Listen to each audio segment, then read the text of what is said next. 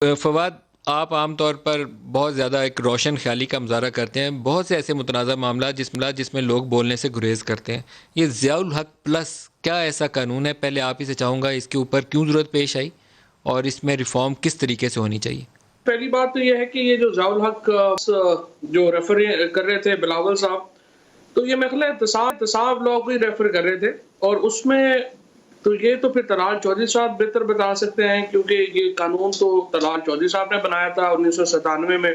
कौमी एहतसाब ब्यूरो के नाम से उस वक़्त ये इदारा बनाया गया था।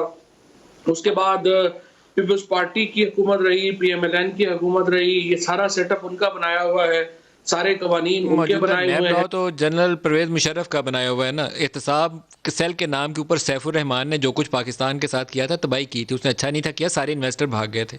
अब नहीं, ये रिफॉर्म बात करनी है ना, अपने आपके हाथ में है। आपके पास क्या तजावीज़ हैं? ज़ियाउल हक की स्टाइल और रिफॉर्म स्टाइल।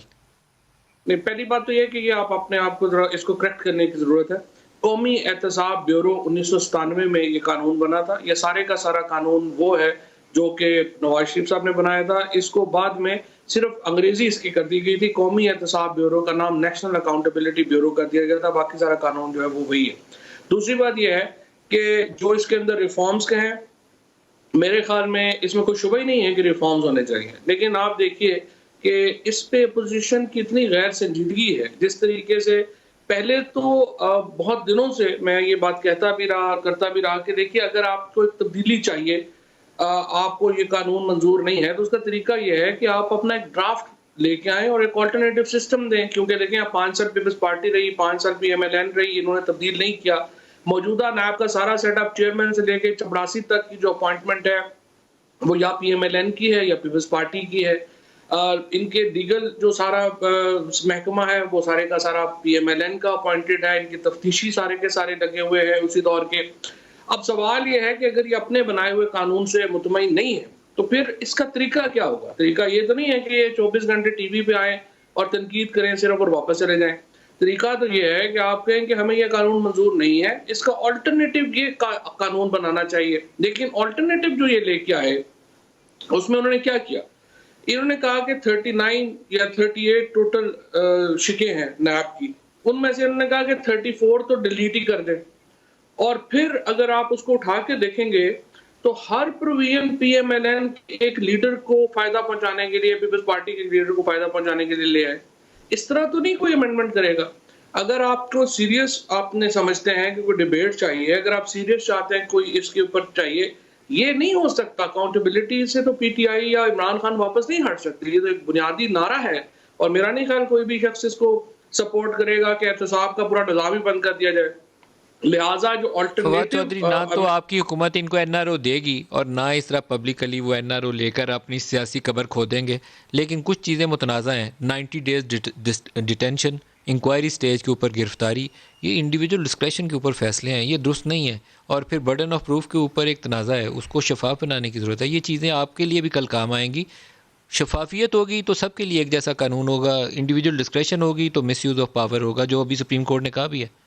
अ, देखिए, इसमें तो कोई शुबा ही नहीं है कि अगर ये एक शफाफियत होगी। लेकिन नदीम मलिक साहब, मैं वैसे इसको थोड़ा-सा मामले को सिर्फ नैब का मामला से ज़्यादा मैं तो पूरे जस्टिस सिस्टम रिफ़ॉर्म की बात करता हूँ। अगर आप देखिए कि पाकिस्तान में पुलिस जो आम आदमी की मिख निकालती है, आम अदालतों में सर, लोगों पहले के इसको साथ नैब जो को अगर फोकस कर लें, फिर पुलिस की तरफ भी चलते हैं। इस वक्त इस चीज़ ने नैब को पाकिस्तान की इकॉनमी को बिठाया हुआ है। सियासी बेयकीनी नहीं, है। आप कोर्ट के ऑर्डर ले लें, सुप्रीम कोर्ट का चीफ जस्टिस भी यही कहता है, कारोबारी से पूछ लें, वो भी यही कहता है। तो सीरियस नैब टॉक को की तो ज़रूरत है आपके दरमियान में और अपोजिशन के दरमियान में, ताकि हम इस रोड ब्लॉक को हटा सकें, आगे बढ़ें। नैब के ऊपर तो नदीम मलिक साहब आपका दिल इसलिए ज़्यादा धड़कता है कि उसमें बड़े लोग पकड़े जाते हैं। और जिसमें बड़े लोग पकड़े जाते हैं, उसमें फिर जो है वो सुप्रीम कोर्ट में भी ज़्यादा डिस्कशन होती है, उसमें हमारे मीडिया में भी ज़्यादा डिस्कशन होती है, उसमें बाकियों के ऊपर भी ज़्यादा डिस्कशन होती है।